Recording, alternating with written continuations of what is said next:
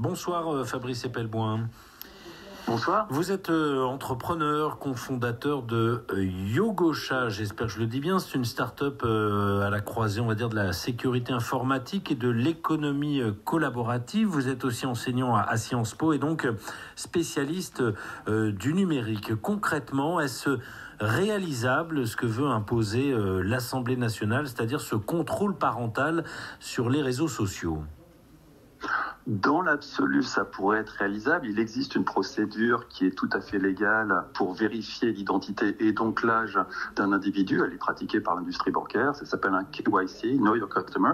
Mais ça implique effectivement de vérifier l'identité de tous les utilisateurs des réseaux sociaux, pas seulement les enfants, parce qu'avant de déterminer si on a affaire à un enfant, il faut savoir à qui on a affaire. Et donc, on passerait dans un monde où on vérifierait l'identité de chaque utilisateur des réseaux sociaux, comme en Chine. Et par ailleurs, ça poserait un léger problème économique. C'est une procédure assez coûteuse et ça n'est pas du tout compatible avec un réseau social gratuit comme on le connaît aujourd'hui. En clair, parce que l'acronyme que vous avez utilisé peut être pas très clair pour celles et ceux qui nous écoutent, ça correspondrait à ce qui se fait avec les applications bancaires, par exemple, aujourd'hui, c'est ça ? C'est exactement ça. Quand vous ouvrez un compte en ligne et que vous ne passez pas par un guichet bancaire pour prouver votre identité avant de pouvoir utiliser votre compte en banque, vous passez par cette procédure de Know Your Customer qui est très courante dans l'industrie bancaire. Ceci dit, elle n'est pas gratuite. Alors pour une banque, évidemment, les gains d'un nouveau client sont largement suffisants pour justifier de telles sommes. Par contre, les réseaux sociaux, dont les gains par utilisateur et par an se situent aux alentours d'une dizaine d'euros, là, ça va poser un réel problème économique. Alors, ce que vous êtes en train de dire en clair, Fabrice Epelboin, c'est que ce n'est pas tout à fait réalisable, le projet du gouvernement et des députés de vouloir contrôler l'âge des utilisateurs des réseaux sociaux. Alors le gouvernement pourrait subventionner et financer lui-même la vérification d'identité des citoyens avant qu'ils puissent se connecter sur les réseaux sociaux. C'est ce qui se passe en Chine et c'est ce qui se passe dans plusieurs pays autoritaires. Ça paraît difficile et très coûteux. Par contre, il est clair que les réseaux sociaux, eux, auront les pires difficultés à assumer de tels coûts. Ça paraît très très compliqué pour eux de faire ça. On peut imaginer qu'ils trouvent, en négociant avec le gouvernement, des procédures plus légères, beaucoup moins coûteuses, mais à travers lesquelles il sera relativement aisé de passer. S'il s'agit juste d'envoyer une photocopie de sa pièce d'identité, Photoshop vous accordera la majorité assez facilement. Est-ce qu'on n'est pas un petit peu à la frontière, Fabrice Epelboin, avec peut-être l'atteinte aux libertés publiques sur une telle mesure ? On est à l'habituelle frontière qui est tout à fait courante dans les lois qui touchent au numérique entre les atteintes aux libertés individuelles, l'incompréhension fondamentale et de l'économie des réseaux sociaux et de leur fonctionnement technique, qui va donner une loi qui sera au mieux inapplicable, au pire liberticide.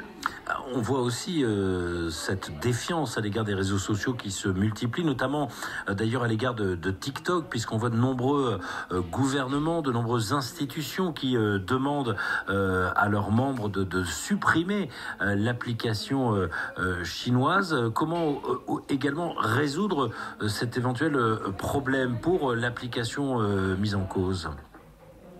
Alors, TikTok pose un problème intéressant, c'est que jusqu'ici, les réseaux sociaux étaient exclusivement américains et les opérations d'influence qui adressaient à un pays étranger passaient exclusivement par des réseaux sociaux américains.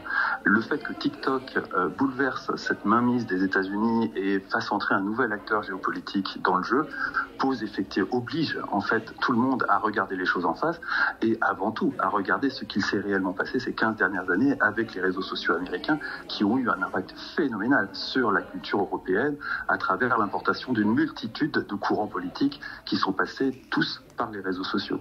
Pourquoi, Fabrice Epelboin, il semble si difficile d'imposer des règlements à ces réseaux sociaux, que ce soit Snapchat, TikTok ou d'autres ? Avant tout parce que ce sont des objets de soft power considérables de la part de la puissance américaine et qu'on a les plus grandes difficultés à opposer quoi que ce soit à la puissance américaine. Là, avec l'arrivée d'un acteur chinois, on est obligé de se réveiller, on est obligé de regarder les choses en face, mais on est obligé, quelque part, de ne pas faire deux poids, deux mesures. Et ça va être des débats très intéressants à suivre pour voir quelle différence on va faire entre TikTok, Twitter et Facebook. C'est-à-dire qu'il faudrait imposer un règlement à tous, en fait, ou à personne, si j'ai bien compris. Ça paraît compliqué d'imposer la vérification d'identité exclusivement à Twitter ou à TikTok, pardon. Ce qu'on pourrait imaginer, et ça serait tout à fait légitime, c'est de ne pas prendre le risque d'avoir un problème avec d'éventuels services de surveillance chinois en imposant aux gens qui travaillent dans des organisations sensibles ou politiques de ne pas utiliser TikTok. Mais là, c'est une toute autre affaire. Il ne s'agit pas de manipuler l'opinion publique d'un pays étranger.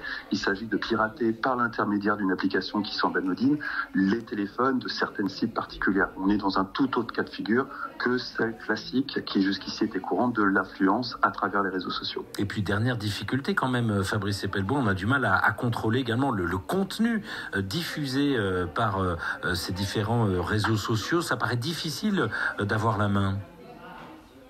Là encore, le passé nous enseigne énormément de choses, notamment les derniers déboires de Twitter, à travers les Twitter Files, qui montrent comment ce service de modération a été géré et comment la direction de Twitter et un peu tout le monde dans l'entreprise en ont totalement perdu le contrôle et ont laissé la main aux employés de base qui ont par eux-mêmes imposé une idéologie à l'ensemble de la planète de leur seule volonté.